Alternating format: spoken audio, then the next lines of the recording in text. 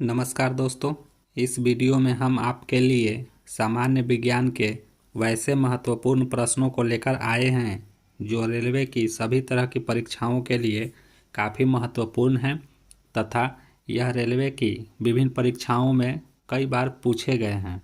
अतः इस चैनल पर आप नए हैं तो कृपया इस चैनल को ज़रूर से ज़रूर सब्सक्राइब कर लें।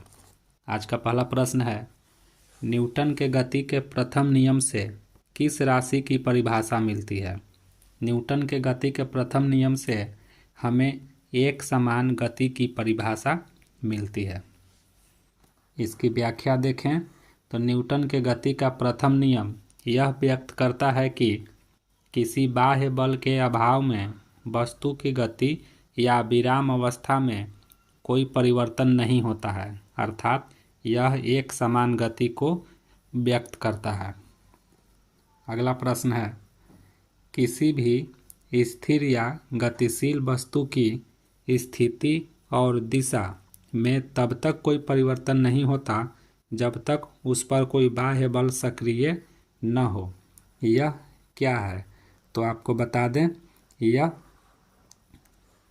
न्यूटन के गति विषय का प्रथम नियम है, अर्थात यह जड़त्व का नियम है। जड़त्व के नियम में यह बताया जाता है कि किसी भी स्थिर या गतिशील वस्तु की स्थिति और दिशा में तब तक कोई परिवर्तन नहीं होता जब तक उस पर कोई बाह्य बल सक्रिय नहीं होता। इसका सही आंसर हो जाएगा ऑप्शन नंबर ए।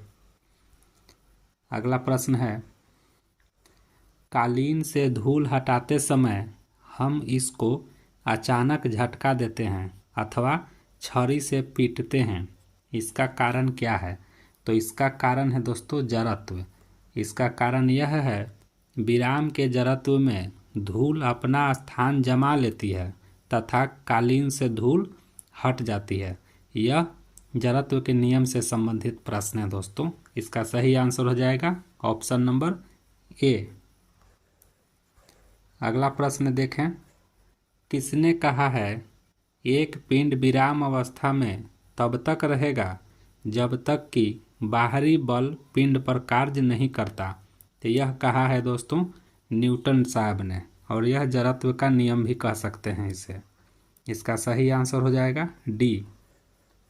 अगला प्रश्न है, एक गतिशील बस में अचानक ब्रेक लगाने से सवारी आगे की ओर झुक जाती है, यह किस नियम का पालन करता है? तो यह पालन करता है दोस्तों न्यूटन के प्रथम नियम का। यह भी जड़त्व का प्रश्न है। अगला प्रश्न है, न्यूटन के गति का कौन सा नियम जड़त्व की व्याख्या करता है? तो न्यूटन के गति का प्रथम नियम जड़त्व की परिभाषा देता है। इसका सही आंसर हो जाएगा ए, प्रथम नियम। अगला प्रश्न है, एक वस्तु के जड़त्व की प्रत्यक्ष निर्भरता किस पर है? तो एक वस्तु के जड़त्व की प्रत्यक्ष निर्भरता द्रव्यमान पर होती है दोस्तों, अर्थात जड़त्व पूर्ण रूप से द्रव्यमान पर निर्भर करता है। सही आंसर हो जाएगा ए। अगला प्रश्न है, जड़त्व का नियम सर्वप्रथम किसने दिया था? जड़त्व का नियम सर्वप्रथम गैलीलियो साहब ने दिया था। अगला प्रश्न है, गुरुत्वाकर्षण नियमों के आविष्कारक कौन है? तो गुरुत्वाकर्षण के नियम के आविष्कारक न्यूटन है। अगला प्रश्न है, रेखीय संवेग संरक्षण बराबर है किसके बराबर है? तो रेखीय संवेग संरक्षण किसके बराबर है, यही प्रश्न पूछ रहा है। तो इसका सही आंसर हो जाएगा इनमें से कोई नहीं, अर्थात रेखीय संवेग संरक्षण न्यूटन के प्रथम नियम से संबंधित नहीं है, न्यूटन के द्वितीय नियम से भी संबंधित नहीं है और न्यूटन के तृतीय नियम से भी संबंधित नहीं है। इसकी व्याख्या देखें, रेखीय संवेग संरक्षण निकलकर आता है न्यूटन के द्वितीय और तृतीय नियम दोनों के योग से। तो आपको यहाँ सही आंसर हो जाएगा न्यूटन के द्वितीय और तृतीय नियम दोनों के योग से। अगला प्रश्न है, व्यक्ति का भार उस लिफ्ट में अधिक होगा, कौन से लिफ्ट में अधिक होगा? तो वह लिफ्ट जो ऊपर की ओर त्वरित गति से जा रहा हो, उसमें व्यक्ति का भार अधिक होगा। सही आंसर हो जाएगा सी, अर्थात ऊपर की ओर त्वरित होने वाले लिफ्ट में। अगला प्रश्न है, किसी पिंड के उस गुण धर्म को क्या कहते हैं जिससे वह सीधी रेखा में विराम या एक समान गति की स्थिति में किसी भी परिवर्तन का विरोध करती है। तो किसी भी परिवर्तन का विरोध करने वाला नियम जड़त्व होता है दोस्तों। तो इसका सही आंसर हो जाएगा जड़त्व।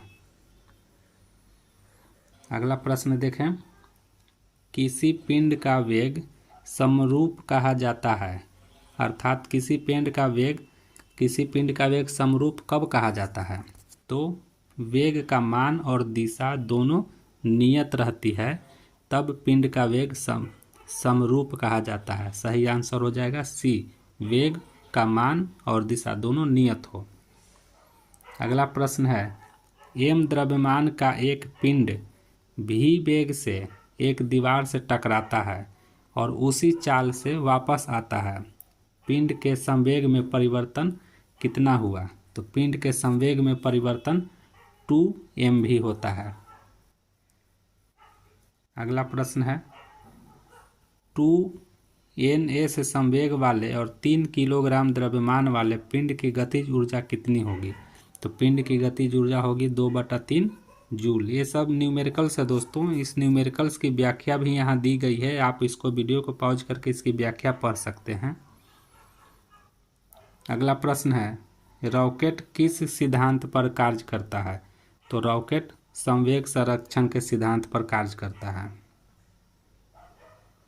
अगला प्रश्न है, एक मछुआरा झील में फंस गया है क्योंकि उसके मोटर बोट की मोटर खराब हो गई है।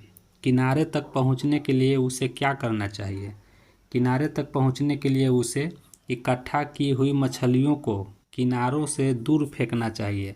वह अपने मछलियों को किनारों से दूर फेंकेगा तो उसका नाव किनारे के तरफ न्यूटन के तीसरे नियम का पालन करते हुए चला आएगा और इस प्रकार मछुआरा नदी के किनारे पहुंच जाएगा।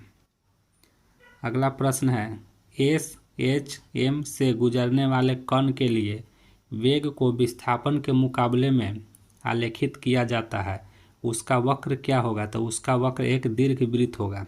SHM क्या है दोस्तों?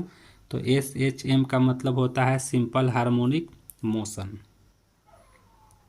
अगला प्रश्न है, शून्य में स्वतंत्र रूप से गिरने वाली वस्तुओं की क्या होती है? तो शून्य में स्वतंत्र रूप से गिरने वाली वस्तुओं के समान त्वरण होते हैं।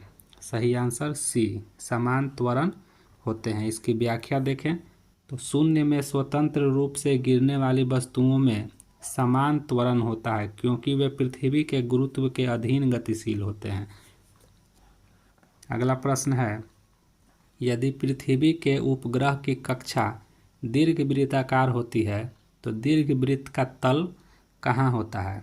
तो दीर्घवृत्त का तल पृथ्वी के केंद्र से होकर जाता है। अगला प्रश्न है, स्प्रिंग का काठिन्य है। स्प्रिंग का काठिन्य स्प्रिंग की भारवाहिता धारिता होती है।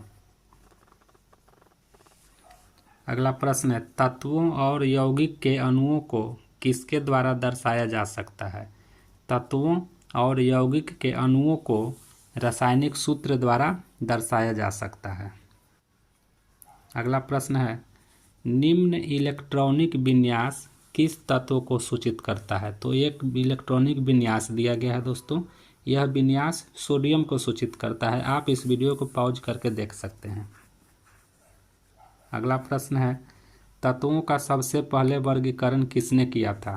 तत्वों का सबसे पहला वर्गीकरण डोबेराइनर ने किया था।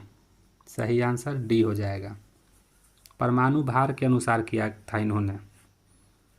अगला प्रश्न, आधुनिक आवर्त सारणी आधारित है। आधुनिक आवर्त सारणी परमाणु क्रमांक पर आधारित है। अगला प्रश्न, आवर्त सारणी में सर्वाधिक इलेक्ट्रॉन बंधुता वाला तत्व कौन है? आवर्त सारणी में सर्वाधिक इलेक्ट्रॉन बंधुता वाला तत्व क्लोरीन है। अगला प्रश्न है, आवर्त सारणी का दीर्घ रूप निम्नलिखित के फलन के रूप में तत्व गुणधर्म पर आधारित होता है। तो यह परमाणु संख्या के रूप पर आधारित होता है दोस्तों। सही आंसर डी हो जाएगा। इसकी व्याख्या भी दी गई है, वीडियो को पॉज करके आप देख सकते हैं। अगला प्रश्न है, जार्मेनियम क्रिस्टल में आबंध है, अर्थात जार्मेनियम क्रिस्टल में कौन सा आबंध होता है? तो इसमें सहसंयोगी आबंध होता है। आबंध यानी कि बंधन, बॉन्ड पूछा जा रहा है। अगला प्रश्न है, वह सबसे छोटा कण जिसमें उस तत्व के सभी गुण विद्यमान होते हैं क्या कहलाते हैं? उसे परमाणु कहा जाता है दोस्तों। अगला प्रश्न है, निम्नलिखित में से कौन सा गुण धर्म ठोस, द्रव और गैसों के लिए भिन्न है, अर्थात अलग अलग है? तो अणुओं की गति ठोस, द्रव और गैसों के लिए भिन्न भिन्न होती है। अगला प्रश्न है, विखंडन की प्रक्रिया उत्तरदायी होती है। विखंडन की प्रक्रिया में क्या उत्तरदायी है? तो एटम बम में ऊर्जा मुक्त करने के लिए उत्तरदायी होता है दोस्तों। सही आंसर हो जाएगा सी। अगला प्रश्न है, सूर्य से ऊर्जा उत्सर्जित होती है कैसे? तो नाभिकीय संलयन से। आंसर हो जाएगा ऑप्शन नंबर ए। अगला प्रश्न है, इनमें से सबसे छोटा कौन है? 4 चीजें दी गई है, अणु, परमाणु, इलेक्ट्रॉन, प्रोटॉन। सबसे छोटा कौन है? तो सबसे छोटा इलेक्ट्रॉन हो जाएगा दोस्तों। अगला प्रश्न है, निम्नलिखित में सबसे छोटा कौन है? तो सबसे छोटा 4 दिए गए हैं, चारों में सबसे छोटा कौन है? तो यहाँ परमाणु, अणु, न्यूट्रॉन और प्रोटॉन। तो इसमें सबसे छोटा प्रोटॉन हो जाएगा। आप ऐसे भी कह सकते हैं कि सबसे छोटा इलेक्ट्रॉन, उसके बाद प्रोटॉन, उसके बाद न्यूट्रॉन, उसके बाद परमाणु, उसके बाद अणु। अगला प्रश्न है, साधारण नमक का रासायनिक नाम क्या है? साधारण नमक का रासायनिक नाम सोडियम क्लोराइड होता है। अगला प्रश्न, जब कोई वस्तु धन आवेशित होती है तो वह क्या करती है?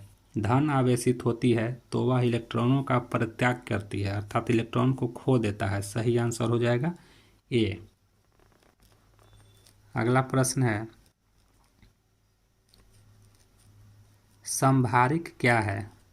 संभारिक का मतलब होता है दोस्तों परमाणु द्रव्यमान बराबर होना, यानी भार बराबर हो जाना।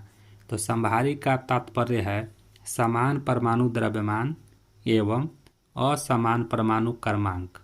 परमाणु क्रमांक अलग लेकिन परमाणु द्रव्यमान समान, इसी से नाम पड़ा है इसको संभारिक।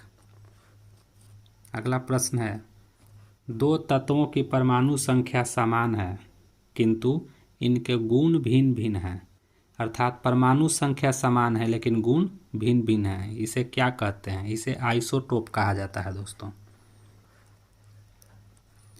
अगला प्रश्न है, नाभिक में प्रोटॉनों की संख्या और न्यूट्रॉनों की संख्या के योग को क्या कहते हैं? इसे द्रव्यमान संख्या कहते हैं। तो ये था हमारा आज का सामान्य विज्ञान से संबंधित वैसे प्रश्न जो रेलवे की विभिन्न परीक्षाओं में पूछे गए हैं। इसी तरह के वीडियो प्राप्त करने के लिए आप कृपया चैनल को ज़रूर से ज़रूर सब्सक्राइब करें।